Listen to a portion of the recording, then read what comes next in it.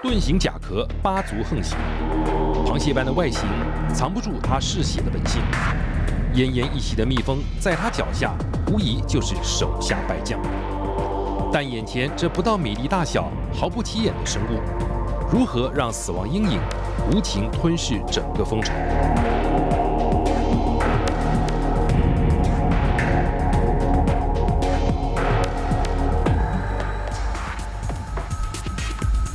他是宜兰大学生物技术与动物学系主任陈玉文。显微镜前的他正试图从蜂农刘日贵交给他的蜜蜂身上找寻凶手留下的蛛丝马迹。哎呀，这些蜜蜂它都是体型特别小这个一副就是营养不良那再一个就是说，这个翅膀都已经畸形掉了，它都飞不起来了。也就是说，它已经当不了空军了，只能当陆军。突然间，一个攀附在蜜蜂身上鬼魅般的阴影进入陈玉文的视线。难道这就是害死蜜蜂的凶手吗？同一时间，刘日贵也在蜂巢旁发现更多死亡的蜜蜂，外形与送到实验室的样本一样，全都明显畸形。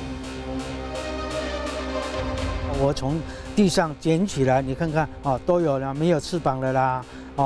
瘦小的啦，非常体弱，残缺不全，也有舌头吐出来的啦。这不知道什么的原因，把这些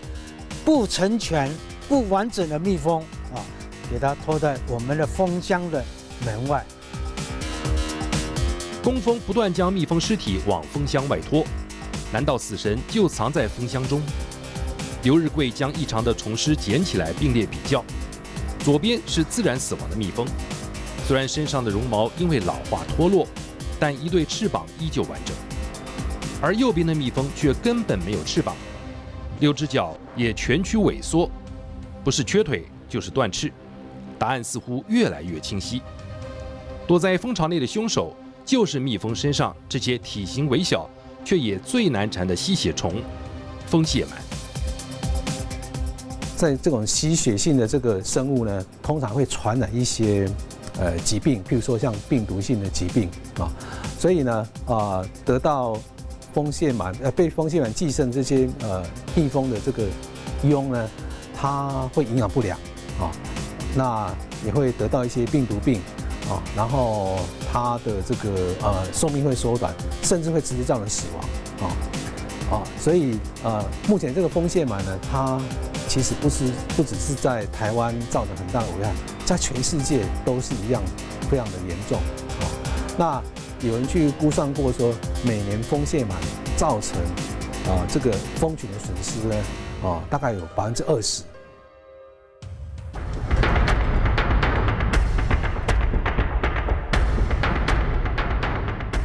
这种蜂巢内的吸血鬼不但以蜜蜂的体液为食，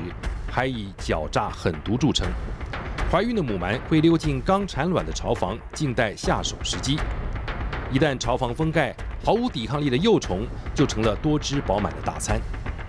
母鳗大口咬下，尽情吸吮，并且繁殖产卵。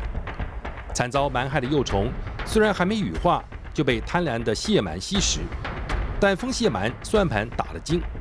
多半不会让幼虫在巢房中死亡，以免自己也受困在这6角监牢中。直到幼虫羽化，巢房打开的那一刻，蜂蟹螨便跟着一同爬出，占领新的巢房，找寻下一个目标。真的很严重，这里面还蛮多只的，哇，你看，整串都是，这个也有。这个都已经在里面爬来爬去了。而就像这只背着蜂蟹螨出巢房的小蜜蜂，尽管寄生的蟹螨数量不多，外观不至于明显异常，但成虫后也可能造成下咽喉腺发育不完全。下咽喉腺是制造蜂王浆的脑部腺体，而蜂王浆又是哺育幼虫的重要食物。等到这只蜜蜂必须肩负起喂养幼虫责任时，下一代势必因为营养不良，进而寿命缩短。连锁效应将在蜂巢内不断发酵。不到一个冬天，整个蜂巢就会全部暴毙。如果我这一巢的蜜蜂都是这个老弱残兵啊，然后尤其是到了环境不良的季节，譬如说到了冬天，气候变得寒冷啊，然后外面又在下雨啊，食物短缺，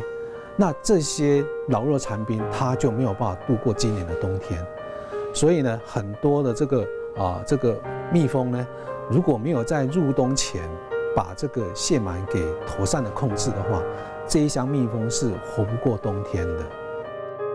然而，杀害蜜蜂的神秘凶手就是蜂蟹螨吗？就在准备宣告结案时，另一条线索的出现，让案情再次坠入无里雾中。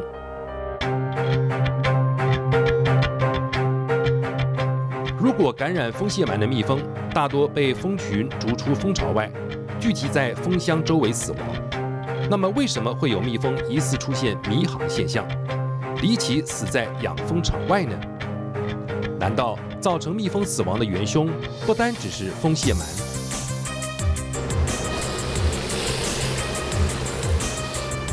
为了防治蜂蟹螨，蜂农先在蜜蜂身上喷洒草酸，这种接触式药剂有助于杀死蜂蟹螨，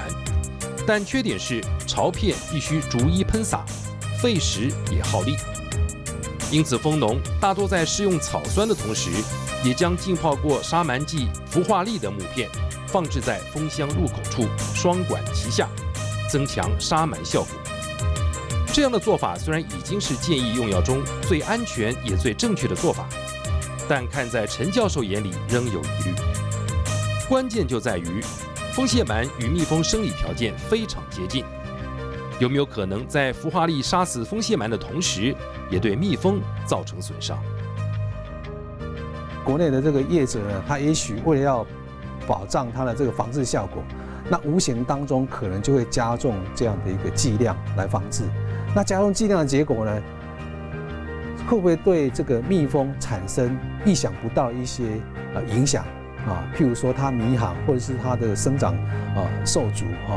点这些问题，是我目前想要探讨一个最大的一个重点。难道杀螨剂氟化氯就像武侠小说中的七伤拳，杀死敌人蜂蟹螨之际，也伤及蜜蜂本身的健康？陈玉文教授进一步提出质疑：蜜蜂长期接触氟化氯，虽不致死，但却可能出现行为异常，例如出去采蜜时延迟回巢时间，或找不到回家的路，甚至长大后根本不出巢采蜜。研究团队于是从国外引进1.6乘以1厘米的微型晶片 RFID， 粘在蜜蜂身上，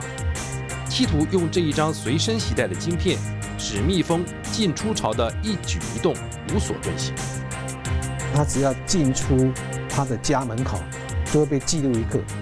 进出的时间啊。那我们就可以去观察说小时候吃到氟化氯的这个蜜蜂跟正常的蜜蜂，它们什么时候开始飞到巢外去担任外勤蜂？粘上晶片的蜜蜂苏醒后，行动完全不受影响。飞回巢内之后，在蜂巢内的进出过程将可传送至电脑完整记录。透过长时间的观察，未来就能整理出这些接触过氟化氯的蜜蜂行为脉络与正常蜜蜂是否有所不同。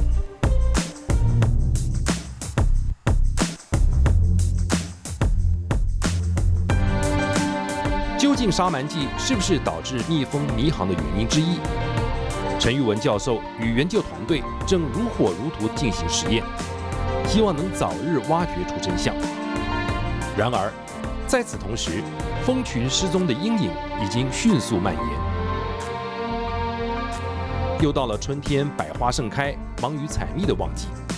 但眼前的蜂群与蜂农却面临空前危机。